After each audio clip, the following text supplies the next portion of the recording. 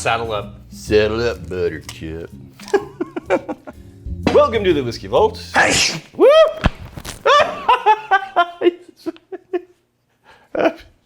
Should we?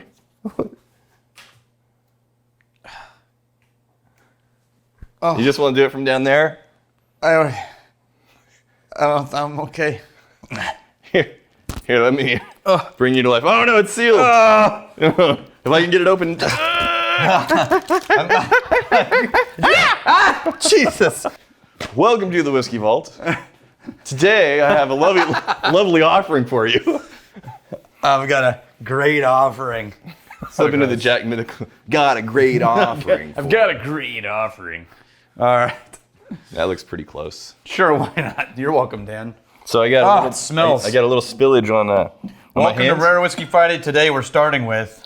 We're gonna go through and give first impressions on several different whiskeys. These aren't necessarily large brands. Sometimes they are. More often than not, these are going to be your smaller craft distilleries without a lot of distribution. If you should be so lucky as to live in a place where you can get your hands on these whiskeys, you're welcome for the review. And thank you to the magnificent bastard of Synth Whiskey. Which for this one happens to be Magnificent Bastard Jon Cook. Jon Cook, you magnificent Bastard.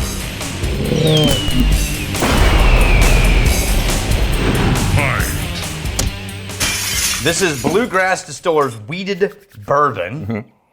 75% yellow corn, 21% wheat, 4% malted barley. There is a Woo-wee! like a big old butter granola in there. It is, and it does have that slight piney note. A little bit. It's there, but it's not taking over. Well, because the butter, Like the buttered popcorn is exploding out of this thing. Yeah, it's like the craft pine that we find. Find. It's the barrels, man. I think Feels it's the like barrels. about 10% of the time. It's the barrels, you say? I think it's the barrels. And then that is a big sweet honeyed oak, but it's a granola type of honey mixed with like the oats and the cereals and the. It really is like coated honeyed granola mixed with buttered popcorn. Yep. Did they Mixed with cut grass. Do we know how they made this? Is this like a pot still type of deal? It's a bourbon, so I know that they're doing everything organic, or doing everything sourced in Kentucky. It's a small craft Kentucky distillery. Okay. Right? Mashing each ounce of grain with a hand drill. That sounds like a lot of work, man. More power to you. Sam Rock and Nathan Brown founded it, and the master distiller is Key Piles. Aged at least 2 years. Okay. Actually, I like the nose. Nose is pretty good. There's that one So craft dramatic. note that neither one of us are in love with, but it's Yeah. not taking over. It's not dominant. It's there. There are those things that I like the really buttery, rich granola. Oh, the taste is much better. The taste doubles down on the honeyed granola And instead of on the pine or the... you throw in some baking spices there. Yeah. Yeah. I like this. A little more cakey Oh, yeah. after the sip. You know, one thing that I was getting, I spilled it on my hands and I did the hand thing where you're I did it on the elbow, evident, because Rex threw it on me. No, I did not.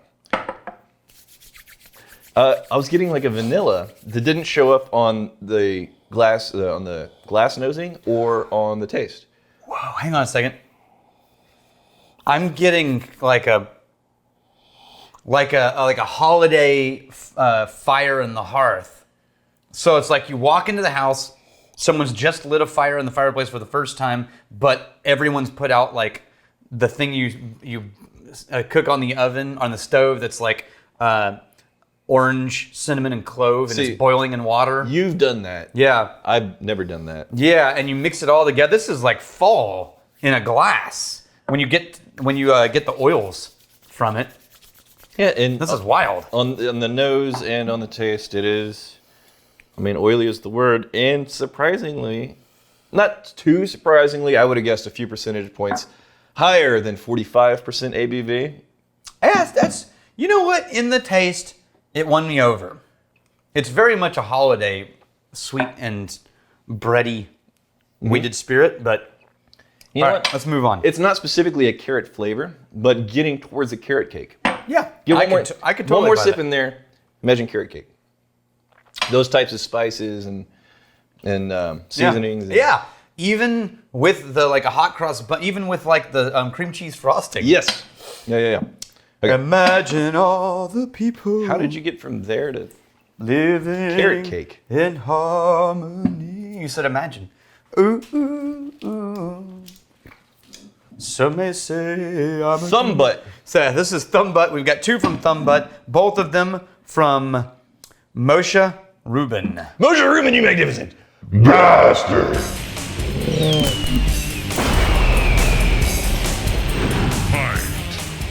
I love the fact that people are now, when they send in bottles, adding phonetics Oh, yeah. for us. They know. That's my favorite thing. Every time I open, I see someone's written it phonetically. It makes me laugh. Yeah. I keep waiting for someone like a Tom to give us phonetics. This is Tom. Yeah, Bob. And we're like, yeah, okay, we get it. That's how you pronounce John. Yeah. Okay. It's not John. Yeah, It's John, not John. Okay, so this is. Danielle. We're gonna start with the Bloody Basin. I'm thinking about flavor profile, and I think we're gonna start with Bloody Basin. You go too far with the Thumb Butte, you get the Bloody Basin. It was, Why is it it? was low hanging. Oh. It's just low hanging. Oh. Is it, real quick, do you know the correct pronunciation of butt or butte? Is it butt or butte? But Butt? as far as you know. Oh, whoa. You know what got me? Think Canadian. Oh yeah. Yeah. That's like rubbery phenolic note. And the caramel. Now this one is evidently port wine. Okay. Wait, so we're on this one right now? Yeah, the not Bloody this one. Basin. All right, there we go. This over here. Yeah, and I got a little bit of like an herbal spiciness behind that. I know it's bourbon, but on the nose, I wouldn't How can have they label this port wine? on the nose I wouldn't have immediately guessed I'm in bourbon territory. I would have said maybe Canadian, maybe like a really caramel heavy type of rye, but we're in bourbon, you say? Yeah, but look, they say in the write-up that it's aged in air-dried port wine-infused American white oak. Okay. So, but here's the thing: if it is, you can't can't call it bourbon. So what's going on there? I am a little nervous about their explanation for the name. Do you want to hear it? I'm gonna put it on camera. Smell it? Oh no, nope. That's not your thumb butt. No, that's the reverse. That's butt thumb. You don't want to smell butt thumb. It's a totally different thing. Hey. I'm gonna put this on camera for everybody to know because they said it on their website and on the bottle and everywhere. Okay. They came up with the name Bloody Basin because there's an area by them called Bloody Basin in Prescott, Arizona, Yeah. where some Apache Indians killed 3 settlers, and in return, the settlers wiped out a significant chunk of an Apache village Okay. as a massacre of like 3 dozen Apaches in their actual village, and that's what they named the whiskey after. Okay. It's like a really violent reprisal. History. Yeah, History is full of violence. It's like, geez. What type of barrel did you say this was done in? Well, they say aged, air-dried port wine infused.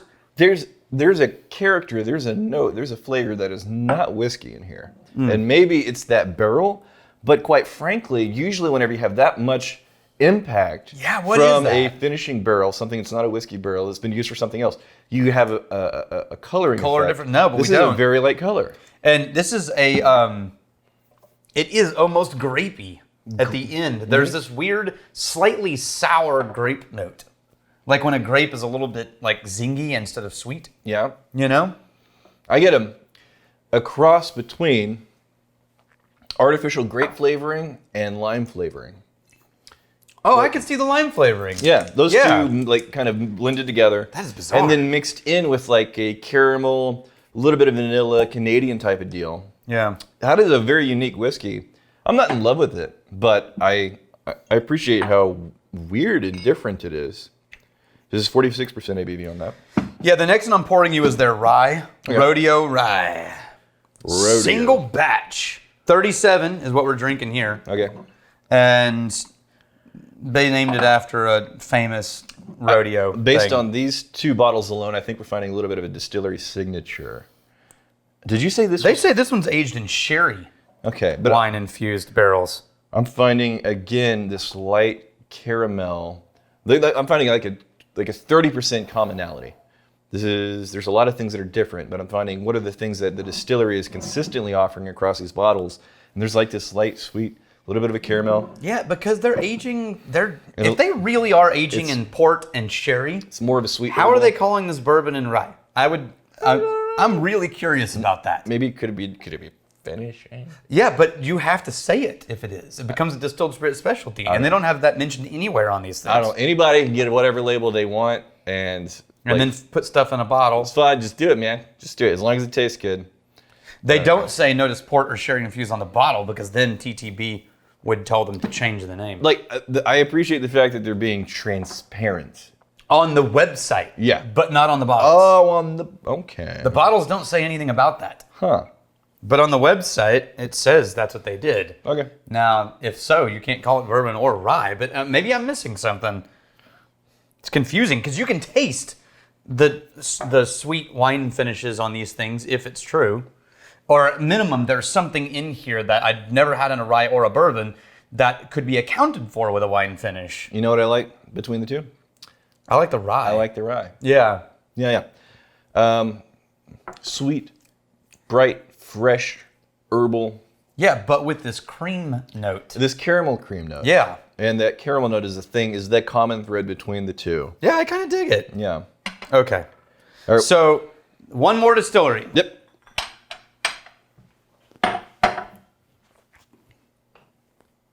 Put that over there. Would you? Hi! This is a weird shrinking label. This is from Elgin Distillery in Prescott. Not Prescott. In Elgin, Arizona.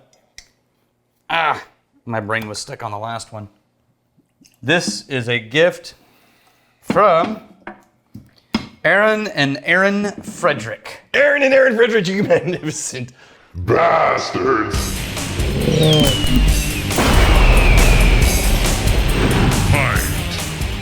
Look at the back. It's kind of funny. Erin and Erin. It's Eron and Erin. Yeah, you put wife on the second one. Yeah.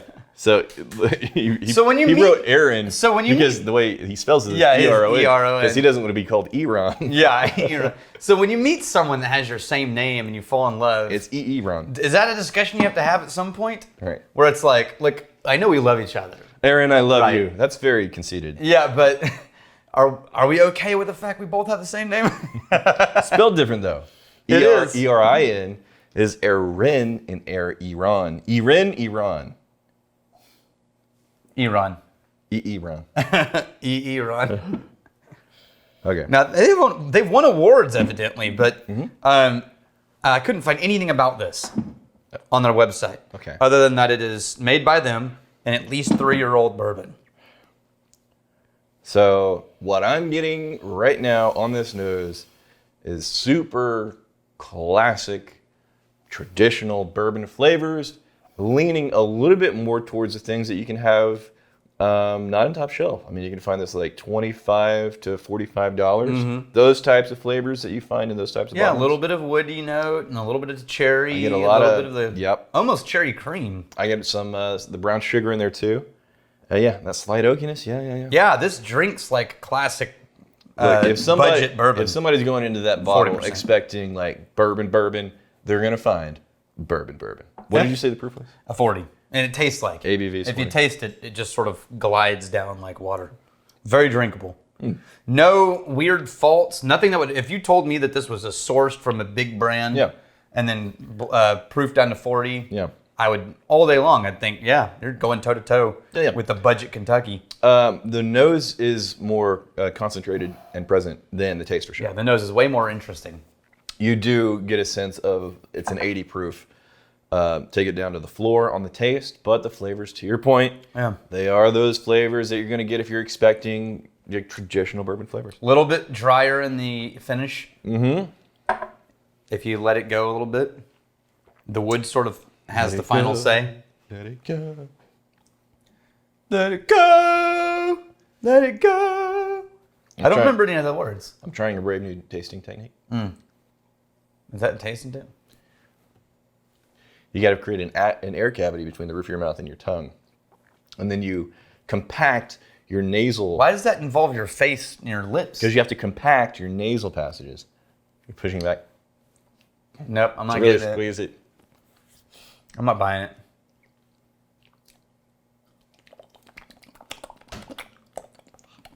I was trying your old technique. Did that work? Nope, it didn't work. You know, I didn't get anything different. you know, it'd be amazing. I think we could really pull this off. If we like just totally straight face started making content across both of our channels, that it just unlocks a world of flavors. If you do, and we will know. Wow. We will know that we will have succeeded whenever we, there's like some fancy fucking whiskey event, and we just hear people throughout. Yeah, world of whiskeys all around the room. You hear people going. It unlocks the flavors. That's so cruel. That was cruel. If it works for them. It would be funny. And if we could get people to do it who know it's a joke, just to sort of like lead everybody else on down the path. Maybe that's the Kentucky Creamery. That's the. That sort of hurts when you have a beard hair that you're grabbing onto. So I noticed that your cheek wad Yeah. is a lot thinner than my cheek wad. Yeah, I can't get a whole. I have to go a lot farther back to get actual skin. Yeah. It's like, why is my cheek wad thicker? Here's the steal your liver. You fight for a friend. Steal may steal your liver's heart. And if you drink, may you drink with us.